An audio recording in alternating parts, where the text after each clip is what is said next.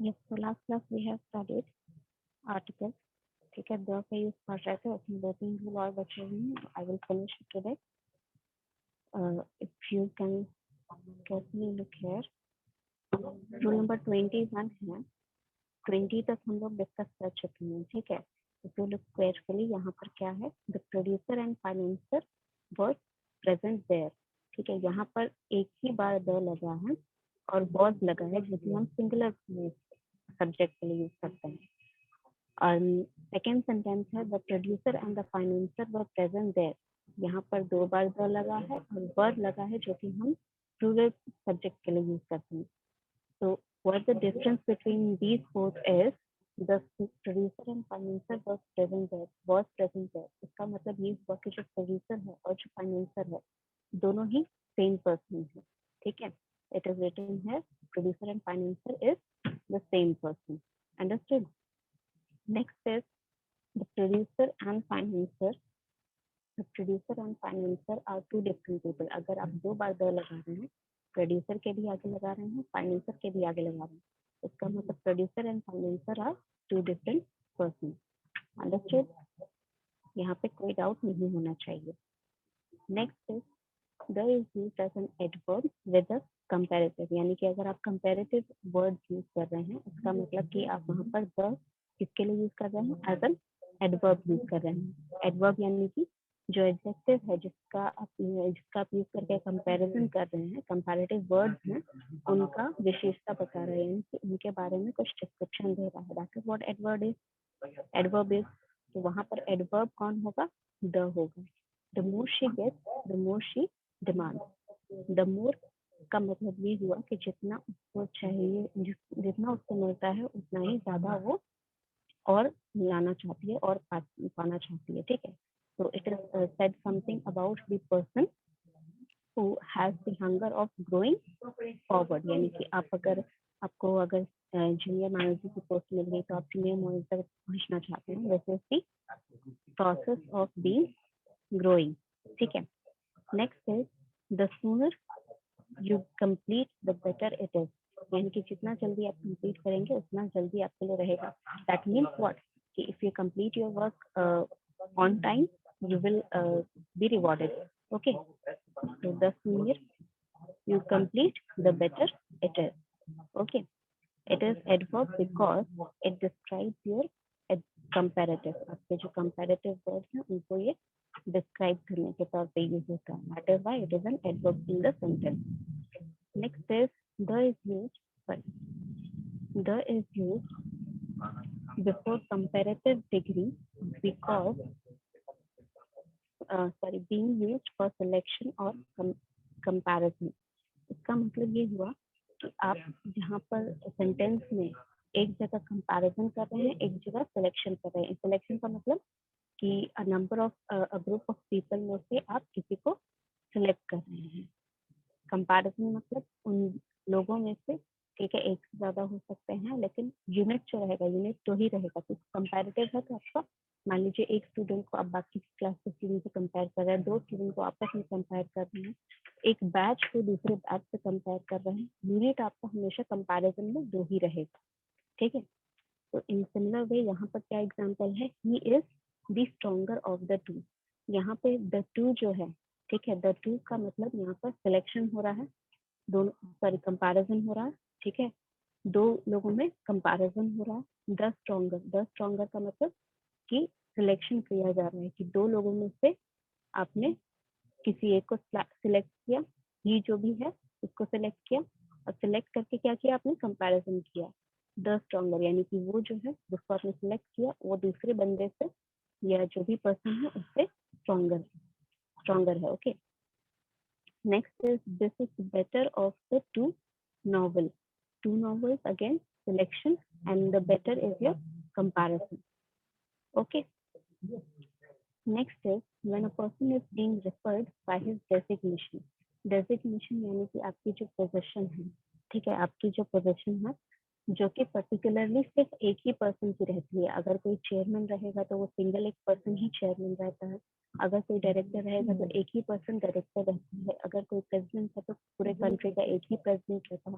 That is why your subject, the one you are referring to, is singular, ठीक है, singular है और unique है, यानी कि एक ही है, ठीक है. Only person who is the president, only one person is in the post of the president. That is why यहाँ पर the president आएगा, the chairman आएगा, the director आएगा, ठीक है. That means they are unique in their own possession. उनकी जो possession है वो उनके अलावा और कोई नहीं यूज कर सकता है. Next is when the thing referred is understood the is used. यानी कि आप जानते हैं जिस चीज के बारे में बात की जा रही है, ठीक है. मैंने बताया था अगर आप किसी particular like in the old stories it was referred to as what, कि देयर वाज अ गर्ल, ठीक है, she used to visit the village, the market of the village every day. The girl used to buy chocolate from the shopkeeper. Now here यहाँ पर the girl जो आ रहा है इसका मतलब क्या है कि आप पर्टिकुलर इसी लड़की के बारे में बात कर रहे हैं जिसको आपने इंट्रोडक्शन में इंट्रोड्यूस किया है. तो इन सिमिलर वे यहाँ पर यहाँ पे कहने का मतलब क्या है कि जिस चीज के बारे में आप रेफर कर रहे हैं, यानी कि जिस चीज के बारे में आप बात कर रहे हैं उसे आप बहुत अच्छे से जानते हैं, ठीक है. अंडरस्टूड मतलब उसे आप बहुत अच्छे से समझते हैं या जानते हैं. Kindly return the book. This means what? The book मतलब कौन सा बुक? जो बुक के बारे में आपने, जो बुक आपने ली होगी, लाइब्रेरी से इश्यू कराई होगी, या जो बुक आपने खरीदी होगी, किसी और से मांगी होगी, ठीक है, बोरो की होगी. तो जो बुक के बारे में यहाँ पर स्पीकर बोल रहा है वो रिसीवर को या फिर जिसको बोला गया है ये सेंटेंस, उसको भी पता है कि किस बुक के बारे में बात हो रही है.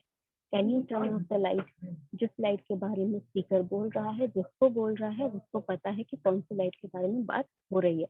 So there every example you can go through and there's a particular thing that is being talked about which is known by the speaker and the one to whom he or she is speaking.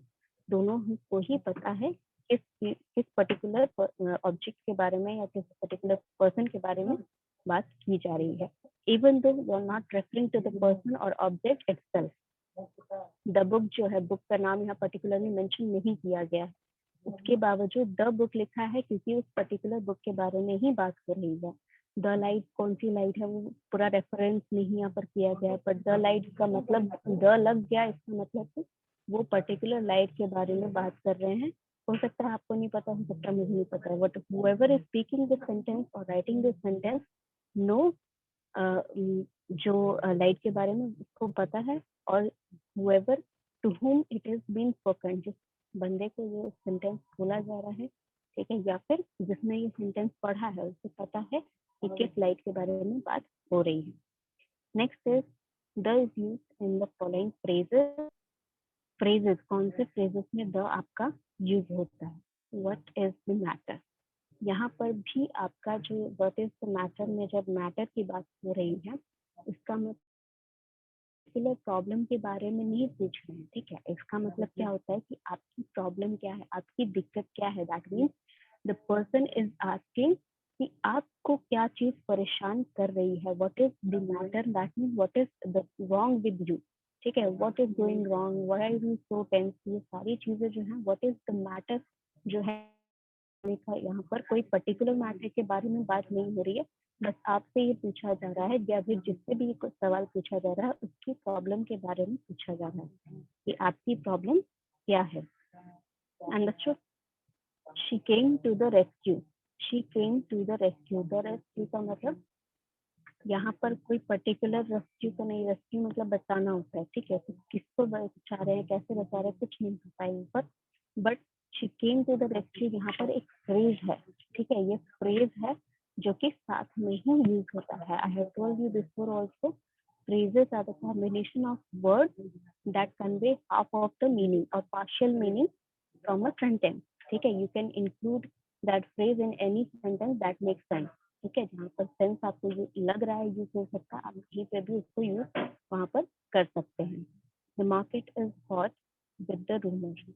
With the rumor is a phrase, ठीक है.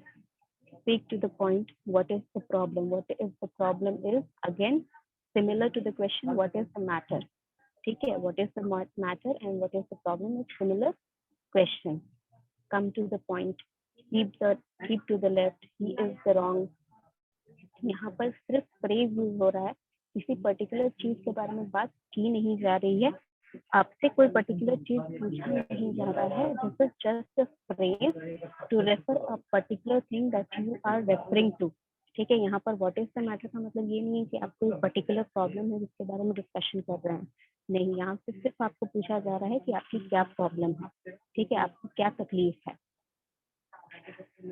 This is particularly a phrase, ठीक है, that is why यहाँ पर phrase है। Phrase एक combination of word होते हैं जहाँ पर पार्शियल मीनिंग कन्वे होता है, इसीलिए यहाँ पर द यूज हुआ है। इन phrases go to the cinema, go to the theater, the is used। यहाँ पर go to the cinema, he went to the cinema। this cinema का मतलब किसी पर्टिकुलर मूवी को देखने गए होंगे, किसी पर्टिकुलर हॉल में देखने गए होंगे, ये इंफॉर्मेशन आपके पास नहीं है। द सिनेमा इसीलिए लगा है, वे किया जा रहा है कि वो कहाँ था, where did that person was. Understood. Next है she is going to the theatre. Again the theatre, कौन से थिएटर जा रही है, the speaker might know, okay, और माइट नॉट नो, ठीक है, अगर जानती है नहीं भी जानती है तो जो भी सुन रहे हैं उनको, if they know which theater he or she is going, or if they don't know the theater which she is going, still यहाँ पर the theater ही लगेगा। ठीक है, the theater क्यों लगेगा, the cinema क्यों लगेगा, क्योंकि यहाँ पर ये phrases में आ जाते हैं। ठीक है, go to the cinema, go to the theater, this is a phrase। ठीक है, particular group of words that are conveying partial meaning। ठीक है, अगर मैं इसको अलग हटा दूं, गो टू द सिनेमा का मतलब क्या हुआ, सिनेमा जाना। ठीक है, कौन गया, कैसे गया, कहाँ गया, ये सारी चीजें आपके सेंटेंस के बाकी पार्ट्स में मिलेंगी। तो this convey what, this conveys the location of your subject and a particular location. कहाँ गया, सिनेमा, कहाँ गया, थिएटर। ठीक है, a particular location where your subject is. Before name of committee, club, foundation and trust, ये इसलिए use होता है because it is refer to a particular committee, club और फाउंडेशन। द WHO जो ग्रुप है वो ऑल ओवर वर्ल्ड एक ही है। ठीक है, उसके और ब्रांचेस हो सकते हैं, उसके सब ऑफिस हो सकते हैं, बट पूरा ऑर्गेनाइजेशन के बारे में जब आप बात करेंगे वो ऑर्गेनाइजेशन एक ही है। The Ford Foundation is only one. ठीक है, the Lion Club is only one, rotating club, Rotary Club is one, the United Nation is only one. ठीक है, ये पर्टिकुलर एक क्लब, कमिटी या फाउंडेशन या ट्रस्ट के बारे में बात की जा रही है, इसीलिए यहाँ पर द लगा है। In similar sense when you are talking about some renowned book, कोई रिनाउंड बुक के बारे में आप जब किसी पर्टिकुलर बुक के बारे में बोल रहे हैं तो द लगाते हैं। इन सिमिलर सेंस यहाँ पर पर्टिकुलर कमिटी, क्लब या फाउंडेशन या ट्रस्ट के बारे में बोला जा रहा है, इसीलिए यहाँ पर द लगेगा। Next is a letter written to or more unmarried sister jointly may be addressed using the Mrs. plus surname। It means अगर आप दो सिस्टर्स को एक ही फैमिली के, जैसे उसमें था the Birlas and the Ambani को, जैसे आप पूरी फैमिली को सरनेम यूज करके आप रेफर कर रहे थे, इन सिमिलर वे में अगर आप दो सिस्टर्स को एक साथ रेफर कर रहे थे, ठीक है, या फिर अगर आपको दो ब्रदर्स को भी करना है तो इट ऑल्सो मेक सेंस। ठीक है, तो यहाँ पर अनमैरिड स्पेसिफिकली बोला गया है because it was in the old English. ठीक है, ये ओल्ड इंग्लिश का एक रूल है जहाँ पर जो अनमैरिड होती थी उनको मिस बोला जाता था। ठीक है, अभी भी मिस बोला जाता है अनमैरिड लेडीज को। तो ये ओल्ड रूल था कि जब दो सेम फैमिली से दो सिस्टर्स जो हैं उनकी अगर नाम आपको लेने हैं, साथ में कुछ बात हो रही है दोनों के बारे में, तो you can refer to them as the Mrs whatever their name, surname. Okay, the Mrs plus surname. Understood. Next is, there are few things before the meeting ends. I would like to share it.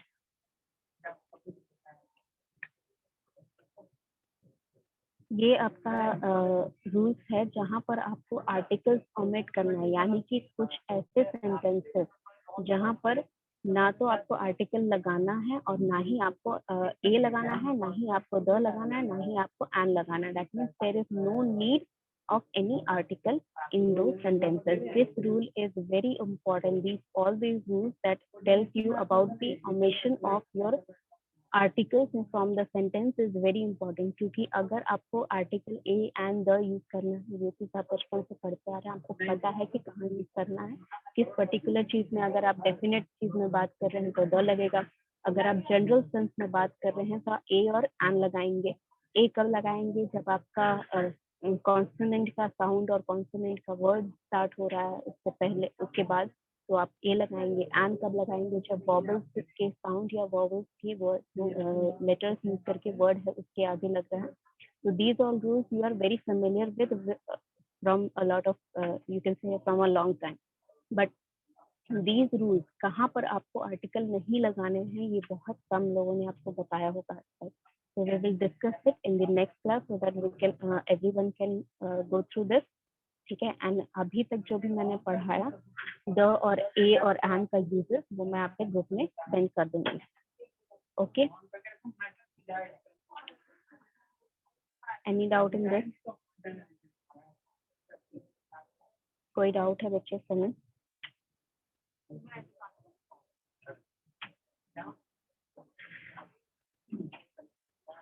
Okay, if there is no doubt, then I'm ending the meeting.